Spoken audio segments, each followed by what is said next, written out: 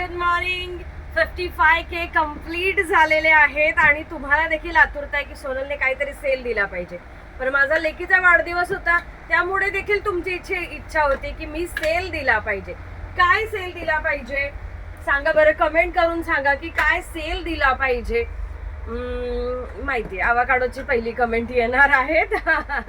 पण आवाकाडोचा विचार असा नाहीसा आहे की आवाकाडोचा विचार कमी करायचा आहे.